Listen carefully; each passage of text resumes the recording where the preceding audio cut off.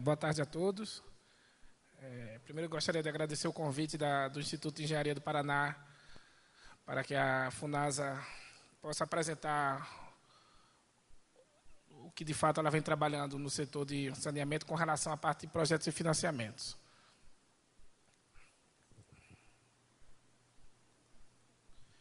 Primeiro, só contextualizar o que é a Fundação Nacional de Saúde.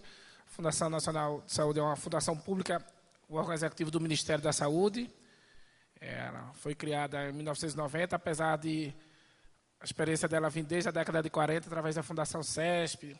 E, por último, em 1990, foi da junção da Fundação CESP juntamente com a SUCAM. Então, o último decreto de aprovação foi em 2010, com algumas alterações. Ela chegou a trabalhar com a parte de vigilância em saúde, chegou a trabalhar com a questão de saneamento em áreas indígenas. Isso, no último decreto, em 2010, essa parte de saneamento em áreas indígenas, ela partiu para uma secretaria do Ministério da Saúde. E temos como missão institucional promover a saúde pública e a inclusão social por meio de ações de saneamento e saúde ambiental. Vale ressaltar que a FUNASA ela tem representação em todos os estados do Brasil. Cada estado possui uma superintendência estadual representante da FUNASA. Então, como competência, no setor de saneamento, que é o que nós trabalhamos, trabalhamos com a parte de fomento às soluções de saneamento para a prevenção e controle de doenças, formulação de planos e programas de saneamento e engenharia voltados para a prevenção e controle das doenças, a parte de cooperação técnica, onde nós hoje trabalhamos basicamente com a questão da elaboração dos planos municipais de saneamento. Nós temos feito algumas cooperações através de termos de execução descentralizada, junto com algumas universidades, em alguns estados, outros com os conselhos regionais de engenharia. Também temos estados em que nós fazemos esse termo de execução descentralizada para... Hoje, nosso foco nessa parte de cooperação técnica tem sido mais na parte de plano e na elaboração dos planos municipais de saneamento. Implantação de sistemas de serviço de saneamento em áreas especiais, porque, principalmente nas áreas quilombolas, saneamento rural, porque lá no Plano SAB, que foi aprovado há pouco tempo, o Plano Nacional de Saneamento, a responsabilidade são 3 eixos, o Plano SAB, a parte de saneamento estruturante, saneamento estrutural e a parte de saneamento rural. Saneamento rural ficou definido que seria sob responsabilidade da FUNASA, no qual ela agora está elaborando esse Plano Nacional de Saneamento Rural. Inclusive, no próximo mês vai estar sendo feito um evento em Brasília. Quem está à frente disso, inclusive, é a Universidade Federal de Minas Gerais, com o apoio do professor Léo Heller, que representa o Brasil na ONU, inclusive para o setor. E, por último, também trabalhamos com as ações de saúde pública. Queria só enfocar nesse slide exatamente que a FUNASA não trabalha com saneamento simplesmente por ser uma ação de infraestrutura, mas, como o próprio nome dela já diz, na Fundação Nacional de Saúde, nós temos o foco ligado à diminuição dos índices os indicadores de saúde, a melhoria nos indicadores de saúde no país. E uma outra área afim da FUNASA seria a parte de saneamento ambiental, em que ela trabalha formulação e implementação de ações, promoção e proteção à saúde ambiental, consonância com a política do subsistema nacional de vigilância, que isso está ligado a uma secretaria exclusiva no Ministério da Saúde. O apoio ao controle de qualidade de água para consumo humano, inclusive aqui no Paraná nós fizemos, dentro do PAC, uma das ações que nós tivemos foi da execução de alguns laboratórios de referência. Tem um Maringá, inclusive, que nós tivemos uma reunião com todos os superintendentes. E apoio ao desenvolvimento de estudos e pesquisas na área de saúde ambiental. Então, ela, como entidade de promoção e proteção à saúde, presta apoio técnico e financeiro no combate, controle e redução de mortalidade infantil. Como sempre tenho falado, o foco da gente tem sido mais na questão de saúde pública. E de que forma a FUNASA trabalha? Nós trabalhamos com recursos da OGU, do Orçamento Geral da União. Então, todo recurso que a FUNASA tem é da OGU. E nós fazemos seleções públicas, parecidas até com o que foi apresentado aqui pelo representante da Caixa Econômica. Em 2001, nós fizemos uma seleção conjunta, em que uma parte do recurso era a OGU, que nós cerca de 2 bilhões para água e esgoto, e tinha uma seleção, no mesmo tempo, de 1 bilhão com a parte de financiamento do FGTS. Mas só que essa seleção foi feita no mesmo período e a gente sempre fazia essa interlocução junto com o Ministério das Cidades, porque aqueles municípios que tinham capacidade de endividamento, eles saíam, logicamente, da seleção que era feito pela FUNASA. Isso foi feito no mesmo período, porque existe uma diferenciação dos municípios pelo Ministério das Cidades, né, que é o detentor da Política Nacional de Saneamento. Então, a FUNASA trabalha com o G3, que é exatamente aqui, os municípios até 50 mil habitantes, e que estão fora de algumas regiões metropolitanas, são 10 regiões metropolitanas, Curitiba, inclusive, tem a representação nessa, e a RID, inclusive, lá de Brasília, que ela fica fora, mesmo tendo município, população abaixo de 50 mil habitantes, se ela estiver dentro dessa região metropolitana, ela fica de fora de ações da FUNASA com relação a essas seleções públicas que nós temos feito. Então, do ponto de vista de engenharia e saúde pública, né, a estreita relação entre as condições ambientais, problemas sanitários e o perfil epidemiológico das doenças e agravo integra definitivamente as ações de saúde, de saneamento da FUNASA ao SUS. Isso é uma defesa que a FUNASA tem feito o tempo todo, né, que sempre nós ligamos as ações de saneamento à melhoria da saúde pública, né. Teve, inclusive, há cerca de 3 anos atrás, uma discussão dentro do Congresso, em que ficou definido que algumas ações no setor de saneamento, elas estariam fora daquele valor mínimo que tanto os estados quanto os municípios têm que investir no setor de saúde. Nós entendemos e continuamos entendendo que isso, o setor de saneamento, as ações que nós implementamos de saneamento deveriam estar previstas, mas por conta de uma briga institucional, até nesse momento, apenas a área de saneamento rural é considerada, que pode ser considerada nesses investimentos, né? A briga fica lá mais com saúde básica e tudo isso. E as principais ações que nós trabalhamos hoje, basicamente, com o programa de aceleração do crescimento, seriam as ações de sistema de abastecimento de água e esgotamento sanitário. Essas são as únicas 2 ações hoje que elas fazem do PAC. Nós temos uma carteira ainda, que o PAC começou em 2007. Em 2007, nós tínhamos um amplo leque de ações, inclusive com melhorias sanitárias domiciliares, melhorias habitacionais para o controle de doença de Chagas, mas, com o tempo, hoje a única ação que nós temos, recurso dentro do Programa de Aceleração do Crescimento, é nas ações de sistema de abastecimento de água e de esgotamento sanitário. Então, assim, o foco aqui dessa apresentação seria em que a gente trabalha na questão da elaboração de projetos. E o porquê fomentar a elaboração de projetos. Primeiro que o déficit de saneamento básico no Brasil, principalmente água e esgoto, é enorme. Isso é de amplo conhecimento, vou até apresentar um slide sobre isso. Nós trabalhamos com os municípios abaixo de 50 mil habitantes, que são cerca de 4.950 municípios dos 5.500 que nós temos representação no país. Isso, a ideia é que seja mais ou menos 90% de todos os municípios do país estão sob responsabilidade da FUNASA. E, logicamente, esses municípios, eles são aqueles que têm uma baixa capacidade técnica, né? Aqui a situação ainda é um pouco melhor, mas a gente, andando aí pelo país, nós vemos que a maioria desses municípios eles não tem nenhum engenheiro contratado lá para que possa acompanhar, executar, muito menos elaborar um projeto no setor de saneamento, que é o que a gente está tocando. Como já foi apresentado aqui na mesa passada, a baixa qualidade dos projetos apresentados. Isso aí é verificado. Eu acho que isso também tem um problema histórico, né? Aqui também foi falado hoje a questão do PlanSAB. Isso foi lá no final da década de 80. Depois disso, houve um hiato enorme na atuação de investimentos no setor de saneamento. Na década passada, principalmente após o programa de aceleração do crescimento, é que houve um investimento maior no setor de saneamento. E isso provocou, sem dúvida alguma, uma diminuição de técnicos no setor.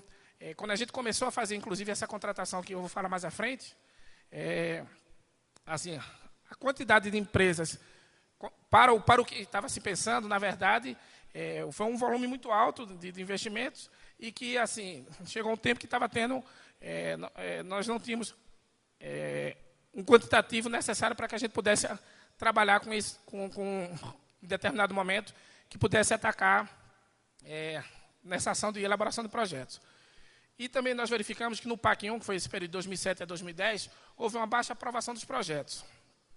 Os projetos que eram apresentados pelos municípios eram de baixa qualidade, então, na verdade, desde o PAC 1, a FUNASA já tinha solicitado ao GEPAC, né, que é o Grupo Executivo do Programa de Aceleração do Crescimento, que tivesse uma carteira de financiamento para a elaboração de projetos. No PAC 1 isso foi negado, e no PAC 2, com o resultado que foi visto, não só na FUNASA, mas principalmente com o que a gente apresentou, foi verificado que seria necessário uma atuação para fomentar a elaboração desses projetos. Só para a gente ter uma ideia, né, apresentando aqui os dados do SGIS, né, Sistema Nacional de Informação de Saneamento, esse de 2014, aqui no lado esquerdo nós apresentamos o índice médio de atendimento urbano de água com relação aos estados, né? Então, aqui, em relação ao abastecimento de água, a gente vê que existe, em termos médios, para os estados, o atendimento é relativamente razoável, com um atendimento acima de 90%, mas aqui, pronto, o meu estado, ali, Pernambuco, já ainda não chegou nesse patamar. Quando a gente foca com relação aos municípios, já existe uma diferença bem maior. Isso a gente tratando apenas de índice de abastecimento de água. Quando a gente vai para esgoto, a situação já é bem pior, né? E esse talvez seja o nosso maior problema hoje com relação e que vem tido um aumento significativo de investimento. Houve, né, um aumento significativo de investimento e que a gente entende que esse processo não tem mais retorno, né? O setor de saneamento vem se fortalecendo e a ideia é que a gente vá sempre tentando enaltecer esse trabalho e que consiga mais investimentos. Tá, o Plan SAB aí que tem definiu quais os valores mínimos deveriam ser aportados, tanto pelo governo federal, estadual, municipal, pelo setor privado. Então, a gente tem que trabalhar nessa linha para que a gente não possa ter esse ato que já aconteceu do Plan SAB, né?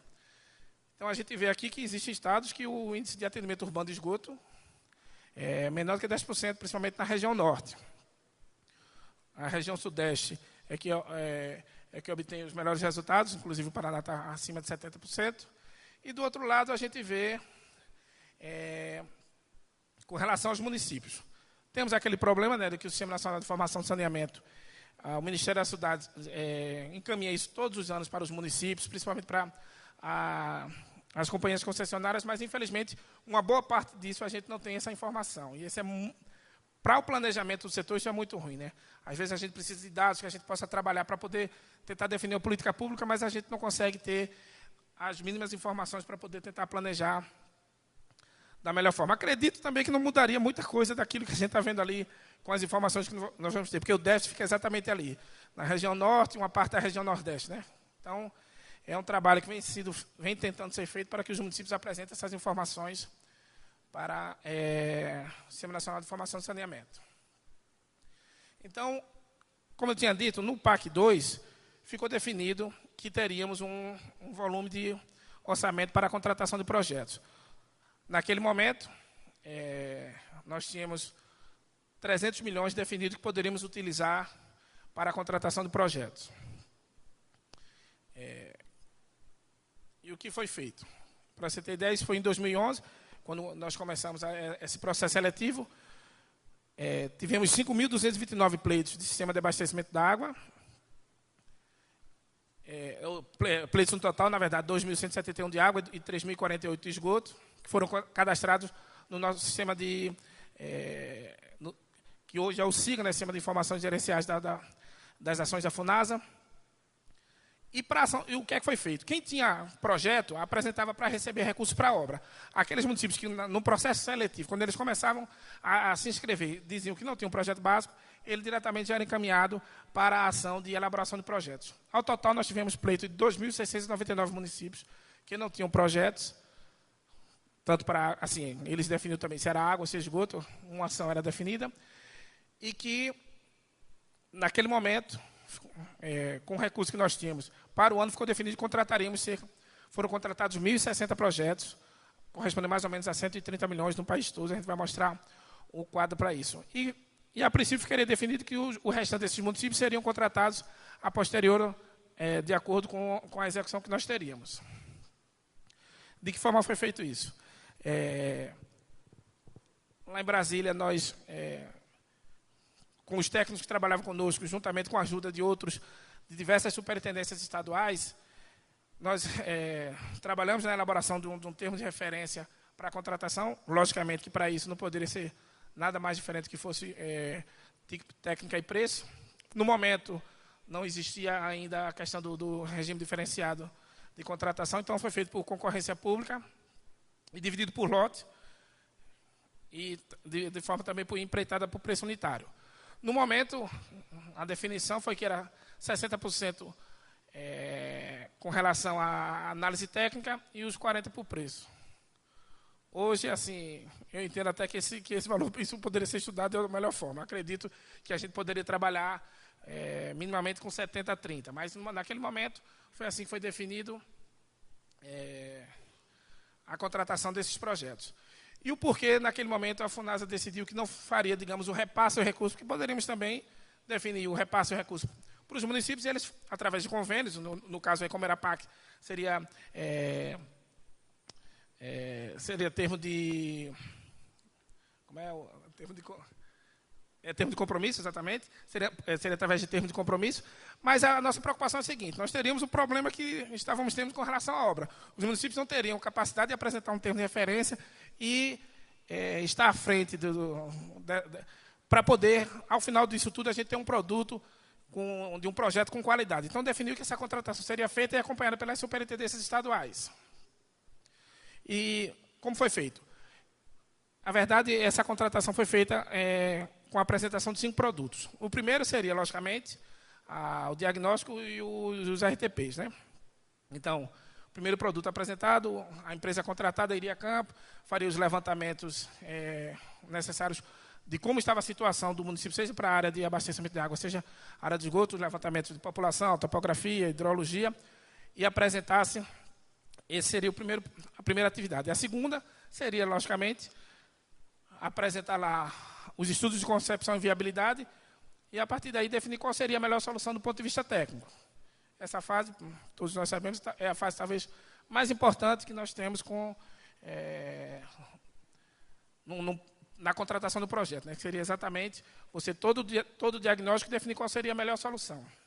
Atividade 3 seria a montagem, entrega desse relatório nas superintendências estaduais, para que, conjuntamente com os técnicos da superintendência, fossem feita a avaliação, realmente aquela seria a melhor concepção, para que posteriormente pudesse passar para a fase de projeto básico. Inclusive aqui no estado do Paraná, todo esse processo foi acompanhado dos técnicos, inclusive fazendo visita aos municípios, né, fazíamos essa visita aos municípios. Isso era trabalhado juntamente com a comunidade, que eu acho que é um passo importantíssimo a gente definir essa concepção, ser trabalhado juntamente com o município, como está constando lá no Plano Municipal de Saneamento Básico, né? Que nada pior do que a gente, às vezes, planejar do ponto de vista técnico uma solução, e quando você vai viabilizar a questão da obra, ter problemas, porque a localização lá da estação de tratamento fica próximo do núcleo urbano, e a gente sabe que esse problema, do ponto de vista operacional, às vezes chegamos a ter problema, inclusive com o Ministério Público, tudo isso, a gente tem visto isso lá na FUNASA. A etapa 2 seria o serviço de campos, né, depois definido qual seria a concepção, então fazer os levantamentos topográficos, geotécnicos, geofísicos, geológicos, análise da qualidade da água, para que aí possamos definir de que forma será o tratamento e as alternativas técnicas dos projetos. Depois, a apresentação do projeto básico. A etapa 4 seriam os estudos ambientais, a elaboração dos estudos ambientais, que isso varia também de estado para estado, né? Eu vou falar mais à frente também um pouco sobre o problema que nós tivemos em alguns outros estados com relação à parte de estudos ambientais, porque a legislação muda. E, por fim, seria a elaboração dos projetos executivos, somente a parte de cálculo estrutural, levantamento dos projetos elétricos, projeto de automação. E, por fim, aí estaríamos apresentar todos os produtos necessários na contratação que nós trabalhamos. Aqui mostrando, mais ou menos por região, o que é que nós conseguimos apresentar. Isso aqui, basicamente, é mostrando o que é que nós temos.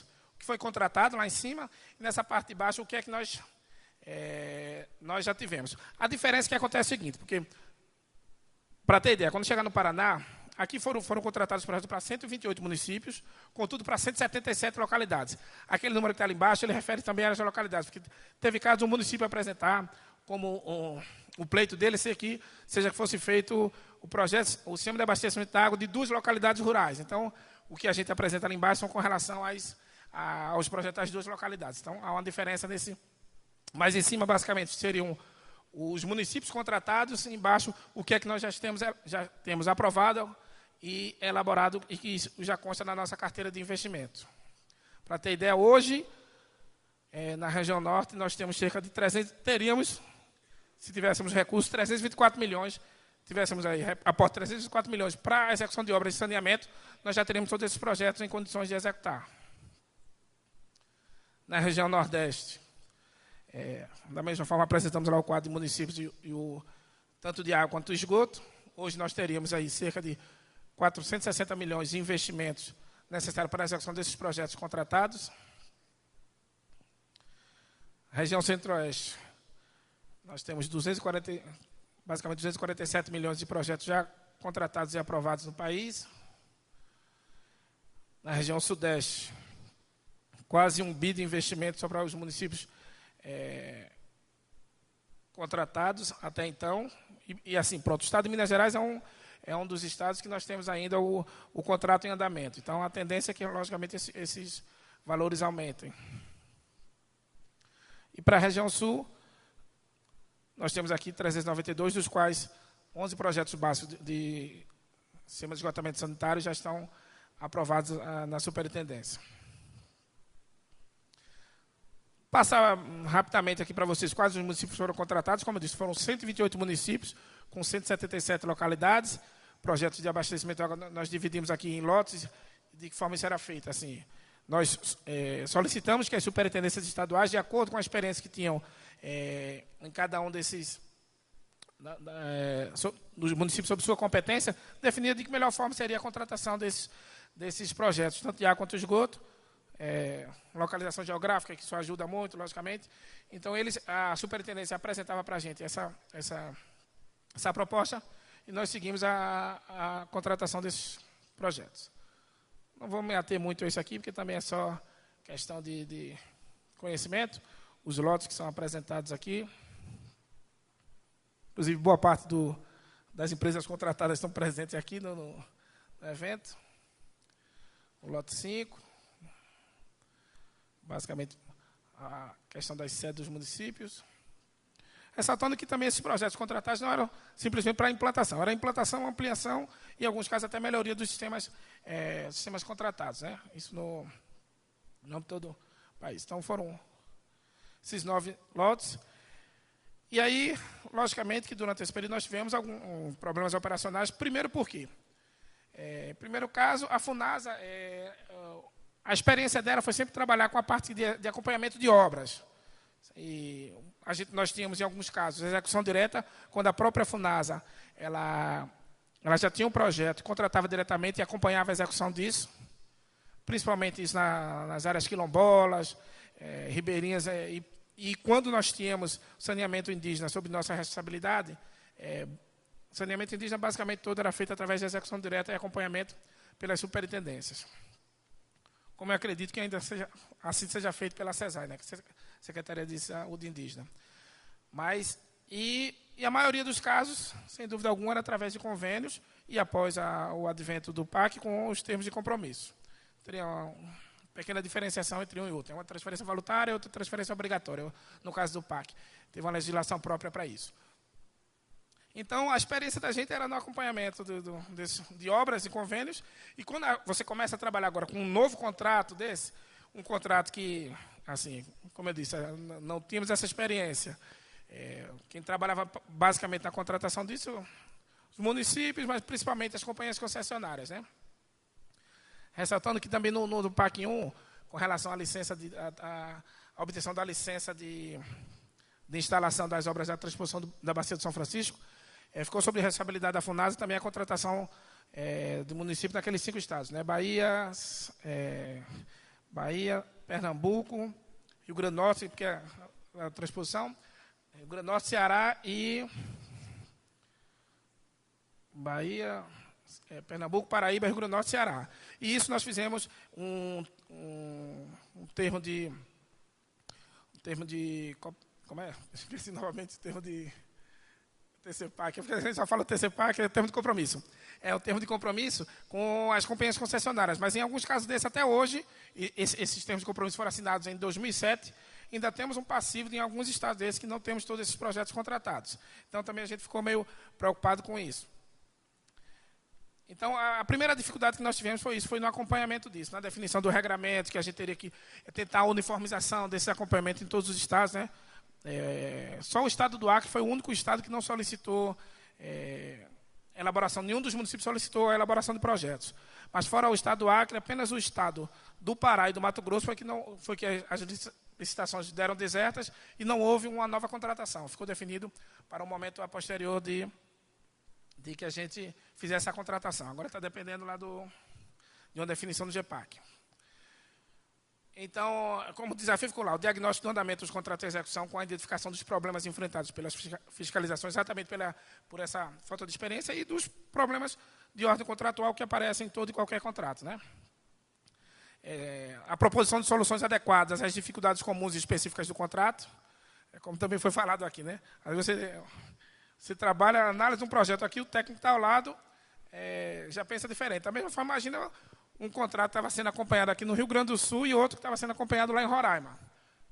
Ou agora, nesse centro, eu estava tentando conversar lá com o superintendente de Roraima, porque nós estamos finalizando lá o contrato lá de apoio lá de elaboração do projeto lá em Roraima, e estava conversando com ele para ver assim, que a diferença de posicionamento, às vezes, torna divergente, aí a gente tenta uniformizar isso através de elaboração de notas técnicas, conversa conjunta entre a presidência e a superintendência no sentido de tentar resolver esses problemas apresentados. Essa padronização dos procedimentos, como eu disse, nós fizemos cerca de 4 notas técnicas encaminhando para todos os fiscais, para que, tentando uniformizar, inclusive com algumas reuniões na própria presidência, com a presença de todos, algumas até com a presença das empresas contratadas. E aqui, no intervalo, também estava conversando aqui com algumas das empresas contratadas e dizendo que um dos grandes problemas, inclusive, que a gente vem tendo na execução, seria porque todos esses contratos, quando da solicitação dos aditivos, todos eles, logicamente, têm que passar pela Procuradoria Jurídica da instituição. E teve vários casos de alguns entendimentos que, do ponto de vista técnico, eu, particularmente, não estava tranquilo com relação a isso, mas quando isso chega lá na Procuradoria Federal, o entendimento do advogado que não conhece, assim, não conhece o dia a dia do que é uma contratação desse porte, então fazia algumas ponderações que realmente isso estava tendo uma grande dificuldade no andamento desses contratos. Então, várias vezes nós tivemos uma reunião, acho que há 15 dias atrás, tive uma reunião com o diretor da administração, o diretor do Departamento de Engenharia e Saúde Pública, a procuradora-chefe e o auditor, para a gente, no sentido de dizer, olha, a gente precisa, porque já mais de 3 anos desse contrato, e a gente não, em alguns estados a gente não conseguiu fechar. Então, a gente precisa de uma definição da própria Procuradoria, em alguns casos, para que a gente possa definir até que ponto a gente vai conseguir chegar nesse contrato. Até quais produtos a gente vai conseguir apresentar, para que as empresas também tenham, assim, a maioria das empresas, elas estão querendo finalizar o contrato, a gente sabe disso, a gente também lá da presença que isso acabe, né? A gente quer resolver logo esses contratos, ter esses produtos em mão, inclusive para poder chegar para o governo federal e apresentar. Como eu já mostrei aqui a vocês, o que é que a gente já tem de produto apresentado, mas tentar trabalhar na execução desse projeto, porque também não adianta nada a gente estar com esse quantitativo de projetos elaborados, isso tudo na prateleira, né? Daqui a pouco esses projetos vão estar defasados, vai ter que ser feita uma nova análise da questão orçamentária, e eu acho que aí termina o prejuízo sendo muito maior para a instituição e para o erário. Então, isso é uma dificuldade que a gente teve durante esse processo, até a questão do entendimento lá da Lei 8666, né? Aquela questão dos aditivos. Teve caso que apresentava lá a questão da compensação. Foi apresentado na solicitação de aditivo aquela compensação, alguns serviços que não seriam executados dessa forma, apresentava lá que seria compensado no outro, e aí a Procuradoria apresentava um estudo lá súmula lá do TCU, que entende que é o conjunto de acréscimos e supressões e que isso não pode haver compensação. Então, teve contrato que, do ponto de vista financeiro, haveria uma diminuição dos valores apresentados para receber todos aqueles produtos, mas o conjunto de acréscimos ultrapassava os 25%. E aí isso não era aceito pela Procuradoria. Quer dizer, e aí eu acho que é um erro, assim, até da própria lei, que acho que deveria ser definido dentro do Congresso, se é para ser. O conjunto de acréscimos e supressões coloca isso bem claro na lei. Coloca isso bem claro, porque isso vai ajudar, sem dúvida alguma, até esse tipo de resolução.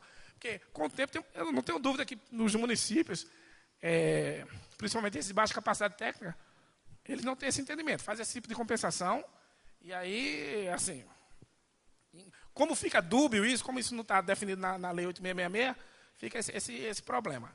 Então, apresentando assim para vocês alguns dos problemas que nós encontramos. Os aditivos dos contratos e os respectivos trâmites, assim como está falando, licenciamento ambiental. O que acontece? Em alguns estados, para que fossem apresentados os estudos ambientais, eles exigiam que fosse apresentada a posse de terreno na localidade, lá nas obras onde seria uma estação de tratamento, uma estação elevatória. E o município, assim, para o município é o seguinte, eu não estou, esse contrato não é meu, não, pensava dessa forma, no contrato não é meu, eu não vou gastar dinheiro aqui para desapropriação daquele terreno para a construção da estação de tratamento, se eu não tenho a garantia de que eu vou executar essa obra. Então, teve esse embargo. Em vários estados nós conseguimos conversar com os órgãos ambientais e conseguimos resolver. Em outros ainda tem um impasse nisso. O licenciamento ambiental é sempre um problema, tanto na aprovação quanto na elaboração do projeto, né? Continua tendo esse problema. Em alguns casos, teve itens que não constavam na planilha de custo, então era necessário que fosse apresentado esse novo item com a composição de custo, na apresentação da solicitação de aditivo. Em alguns casos, alteração na fiscalização. Teve alguns estados que deixou até um hiato lá sem acompanhamento do contrato. Aqui no Paraná nós tivemos esse último item, que foi um grande problema, estimativa da quantidade de plantas de projeto básico e executivo, que após a execução do relatório técnico preliminar foi verificado que aquele quantitativo não era o adequado com essa mudança de problema. Eu acho que depois a gente pode citar mais claramente o problema encontrado aqui no estado do Paraná. Então, de que forma nós fizemos? O levantamento efetivo da execução física dos contratos pelo departamento, junto às fiscalizações, porque nós temos um sistema de acompanhamento de convênios e termos de compromissos e das obras em si, e que esse é um sistema informatizado. Mas para a questão dos contratos, nós ainda não tínhamos. Então, estávamos trabalhando isso com planilha e tínhamos até algumas dificuldades no envio dessas informações, que eu particularmente acredito que aqueles números que eu apresentei com relação aos projetos contratados ainda é muito maior do que aquilo. Mas nós estamos fazendo um novo trabalho com relação a isso. Fizemos um enquete com todas as superintendências para saber quais os problemas encontrados por ela, elencados para que a gente pudesse tentar discutir com os demais e tentar resolver isso. Como falei já também, discussão com a área técnica, administração, Procuradoria Federal, com o intuito de tentar resolver isso definitivamente, quais os problemas que nós temos para poder finalizar esses contratos. E, em alguns casos, convocação de reunião a nível central com os fiscais, do Departamento de Engenharia, DADM, Auditoria, para abordar isso em conjunto, para que os próximos fiscais conversassem entre si e a gente tentasse chegar no consenso com relação aos procedimentos. Isso foi uma ação que eu acho que foi muito válida, que depois disso a gente conseguiu deslanchar em vários estados.